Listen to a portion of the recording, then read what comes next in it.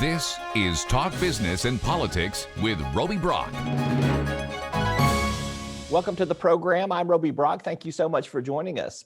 The private option, Arkansas Works, Medicaid expansion through the Affordable Care Act, also known as Obamacare. We've come to adopt several names for programs over the past several years for health care in the state. Now comes a new push, RHome.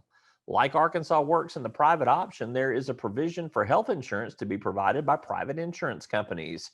Unlike Arkansas Works, there is no work requirement, but there are incentives to work. The economic argument, if Arkansas paid fee-for-service rates instead, the federal government would send an estimated $6.75 billion to the state, a reduction of $3 billion over a 5-year period. This reduction will result in significantly lower payments to hospitals, doctors, and other healthcare professionals, DHS says. It could result in hospital closures too. The health services argument. There are also 3 new programs to address critical needs with RHome. Rural Life 360 to help those in rural Arkansas. Maternal Life 360 for pregnant women and families. And Success Life 360 to help veterans, those who were incarcerated, and those once in foster care. I caught up with 3 leaders who have been working on RHome for the better part of the past year to learn more.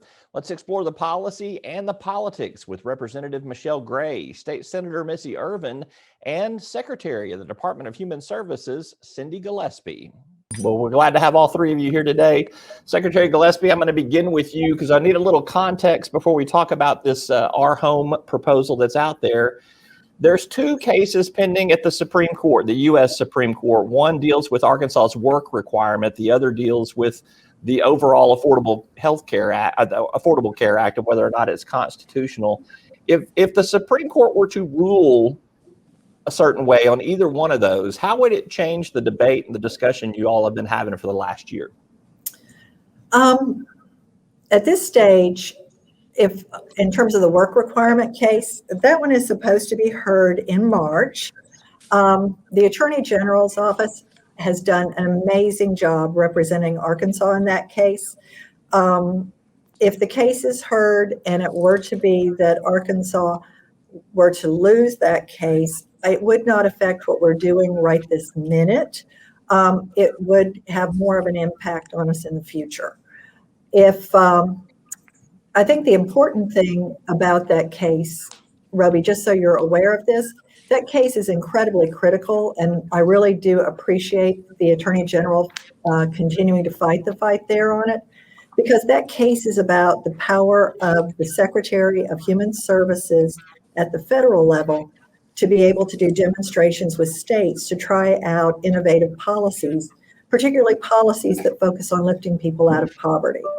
And it's an incredibly important case in that way. And so I really appreciate the effort that they're making to ensure that that case is heard and that Arkansas has solid representation this year on that one. And if the Affordable Care Act is struck down as unconstitutional, do we even have this conversation? If that were to happen, the way the courts usually work in a situation like that is they will send it back to the Congress, and the Congress would then have a period of time in which to take action to address what the court has said. And so it would not mean that everything would change for us overnight. Instead, Congress would have to act, figure out what they want to do, put in place a new version of healthcare reform. And then once that is known, states would be given a period of time to understand what the new law is, make those adaptations. So those cases are very critical, but at this stage, it really is up to the lawyers to win on both of those, and for us to continue on our work here at the state level. Never good to leave it up to the lawyers. I'm just going on the record with that right now. So, all right, Senator Irvin and then Representative Gray, I want to get your take in a 1-2 tandem on this. You all have been working with Secretary Gillespie as well as other legislators, other people in the Hutchinson administration on this RHome program. Tell me, we can't go into all of the details on it, but Senator Irvin, give me maybe the top 2 things that you think are good reforms from what you are doing versus what we are doing now in Arkansas Works. So, wonderful question. I mean, RHome stands for Arkansas Health and Opportunities for Me. And that's really what we are aiming to achieve, is a comprehensive program that really targets on health outcomes. And the Life 360 RHomes are 3 of them: maternal, success, and rural RHomes. The maternal RHomes obviously are directed towards expecting women. We know that in Medicaid, we have approximately 21,000 pregnancies in Medicaid every year. And of those 21,000 pregnancies, about 10,000 of them require intensive treatment, and 1,700 of them are high-risk pregnancies. So the direction of the maternal homes is really to come in when that mother is expecting, to provide that mother with the best available services for prenatal care so that that baby has a better chance of having a normal pregnancy and less complications when they're born. And then the program would follow and help those new mothers for the next 2 years after that pregnancy. So it's really trying to target what we know is high-risk pregnancies in the Medicaid population. Over 60% of the enrollees in current Arkansas Works are women. And so this is a huge Life 360 home that we're targeting. The other 2, the success homes and the rural homes. The success homes are really targeted to those that are formerly incarcerated, those that were in DYS custody or in foster care, and veterans. There are 15,000 current veterans on the Arkansas Works program. And what we have learned actually through the COVID situation is there's so many veterans that need extra support and help, especially in the mental health area. And so those are focused on that. And then finally, the rural home is incredibly exciting because according to a lot of our statistics and data, there is a higher morbidity rate and poorer health outcomes in rural Arkansas for a variety of reasons. And so those Arkansas rural homes, are really looking towards helping the citizens in the rural parts of our state. So it's a phenomenal program. We've worked on it for over a year. Lots of legislative input went into this program and this new approach. And I honestly believe it's exactly the policy that we need for our state. Representative Gray, touch on that rural life component that Senator Irvin talked about there. And then again, to you, what do you think are some of the bigger changes that you think are the right policy move? No, I appreciate that. And, of course, I'm from a very rural district, as most of the legislature is. And that's, one of the things we've learned, like doing data dives and things like that.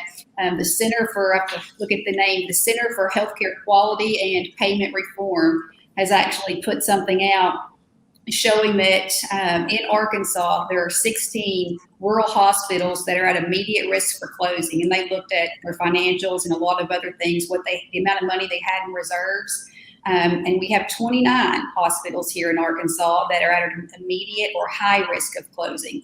So what I love about this model is that we have taken, one of the 360 homes is the rural piece that will be used to kind of help these hospitals. And while we're helping the hospitals, we're also helping those, and this is very important to me. I've been involved in this since I started in the legislature. If you'll remember, like we had the crisis stabilization units, and that was a big piece. I actually went to Texas and toured one of those several years back. So what this is it will offer acute crisis stabilization beds, or what we call like just-in-time beds, at all of these rural hospitals. Or at least the ones that do choose to participate in this. And so I hear from physicians, especially ER physicians that are out in the field, it takes them 24, 48 hours to transfer someone with mental illness or substance abuse disorder to a proper place. And most of those are Little Rock or the more metro areas.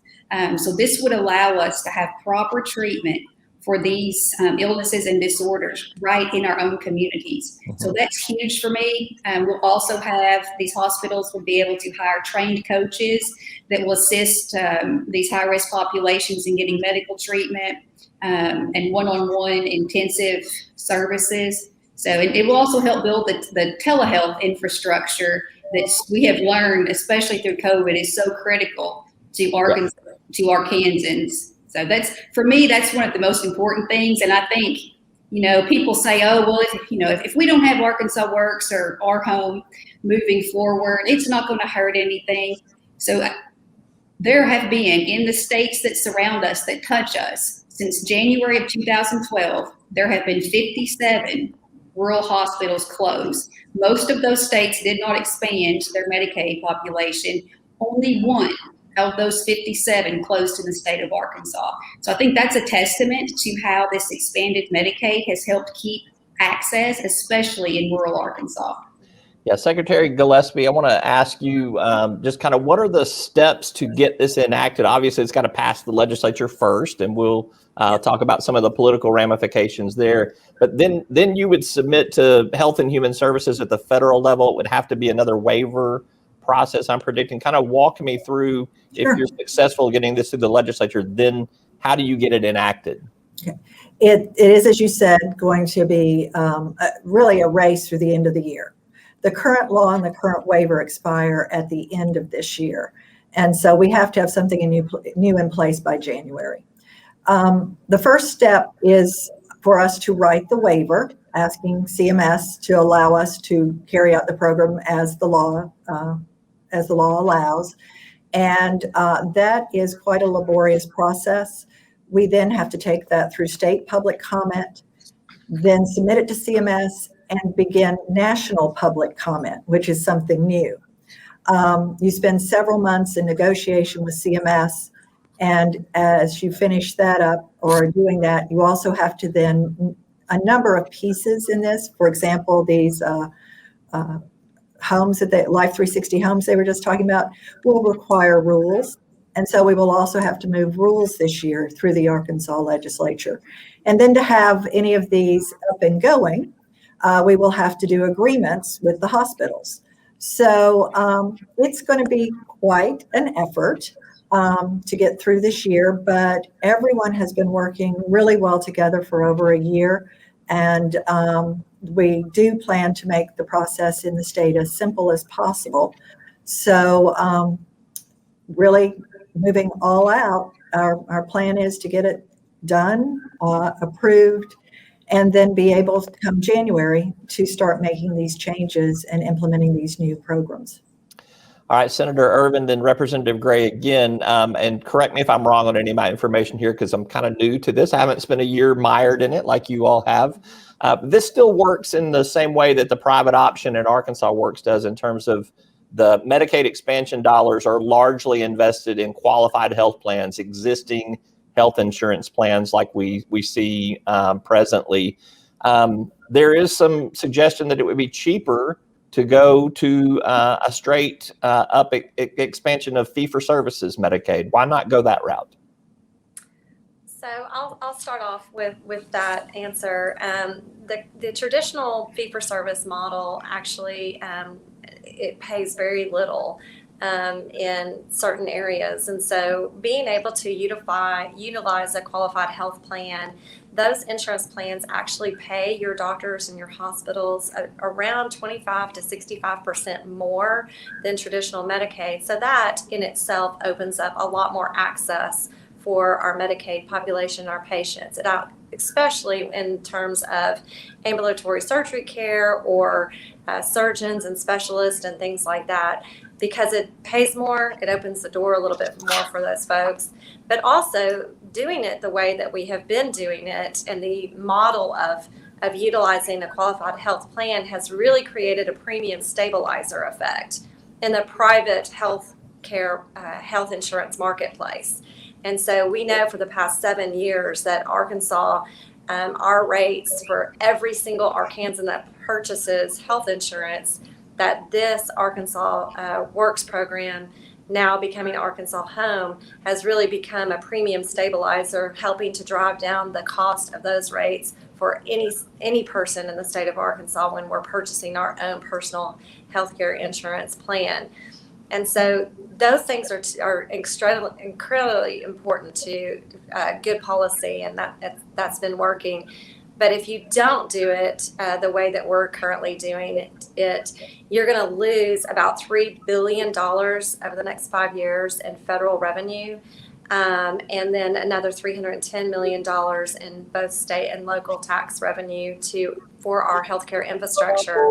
And if you knew anything or learned anything during this COVID experience, you realize that our healthcare infrastructure, like Representative Gray alluded to, it's really on very thin margins.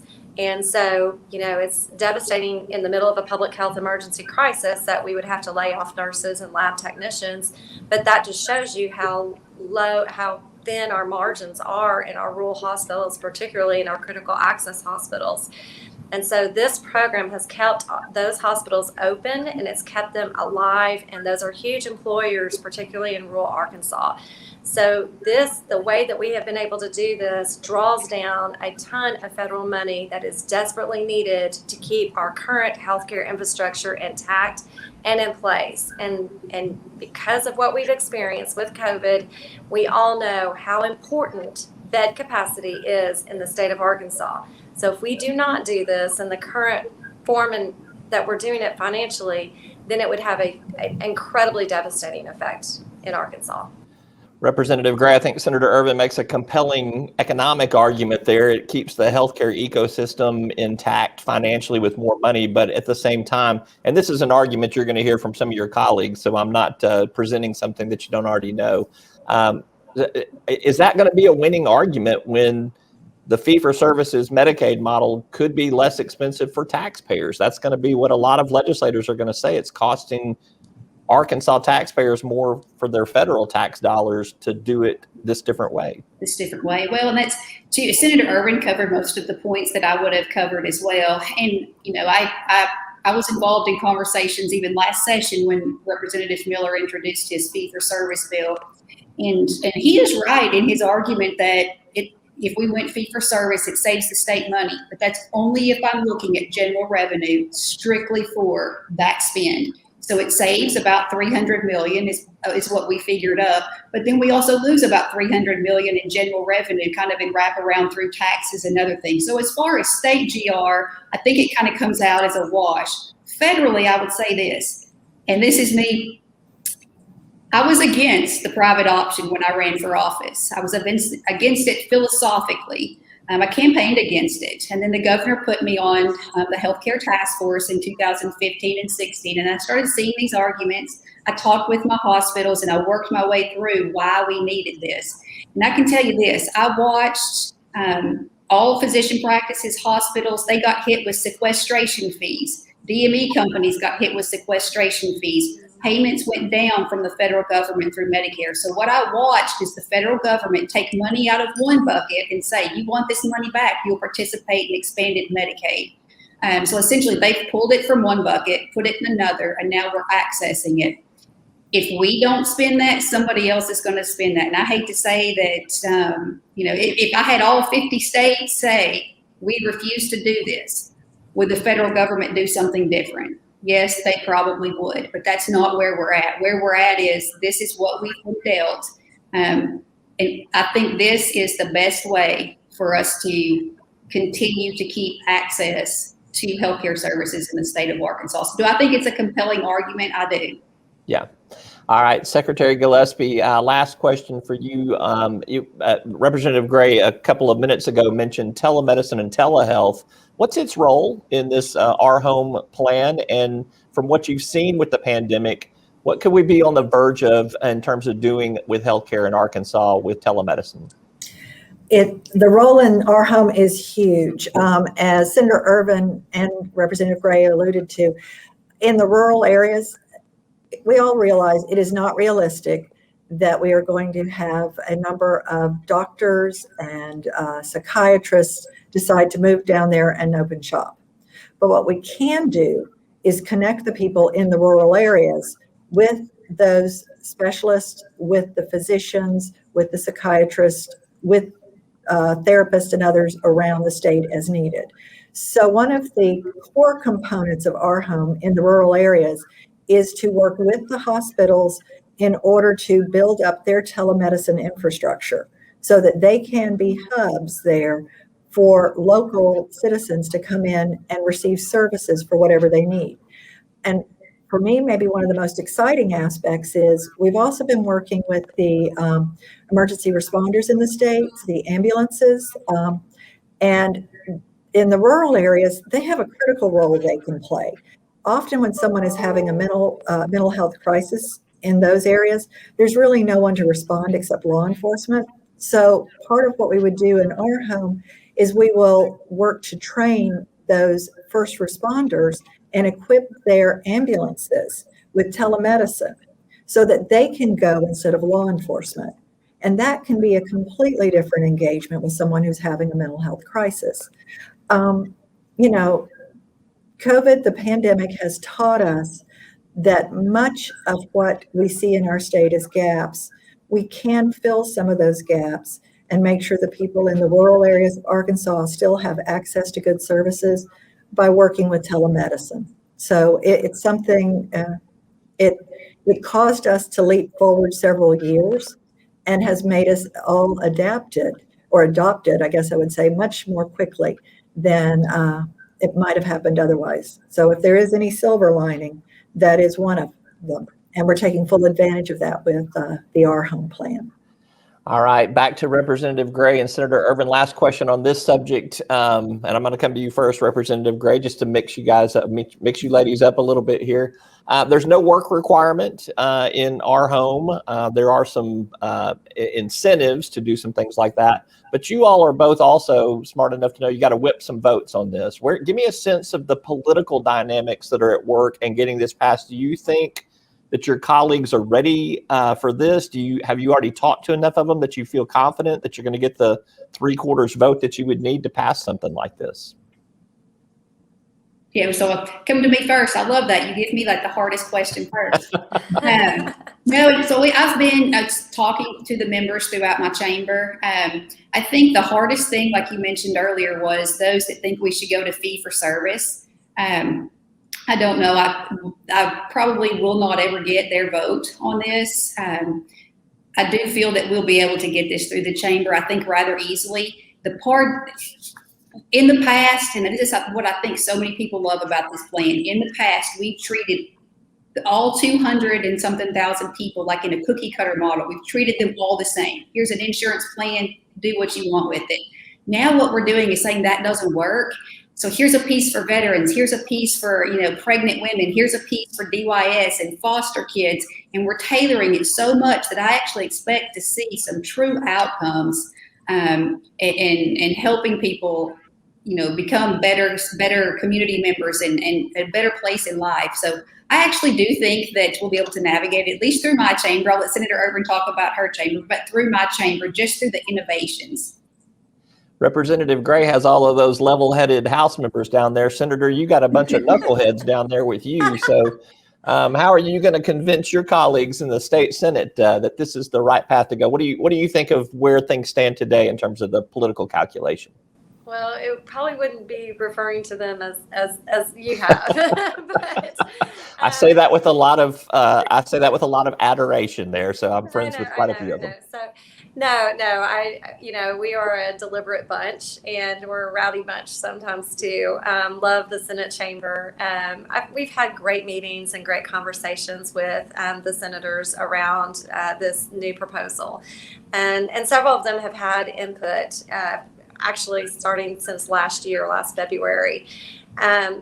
For me, I think the bottom line is you've kind of got three different buckets of people. You've got those that Representative Gray discussed that think there's a better alternative. But then the majority, I think, really see the financial outcomes, right? So you've got these our Life 360 homes. They're absolutely tailored.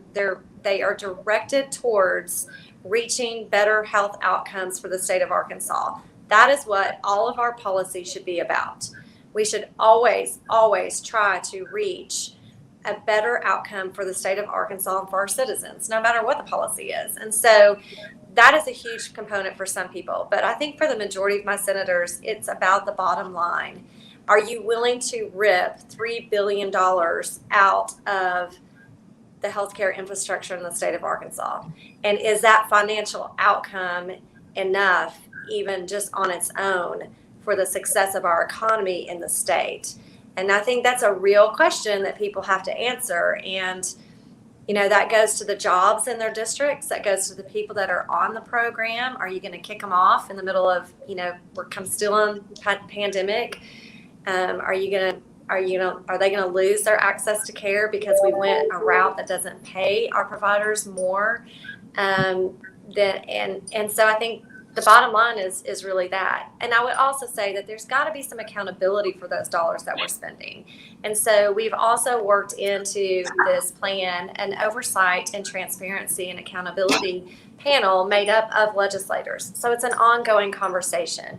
And I think that's going to be really important to make sure that you have a continued effort of always, defining these measurable goals and then making sure that we're meeting those. And if not, then we need to adjust course. So that is another component of the plan that we're proposing.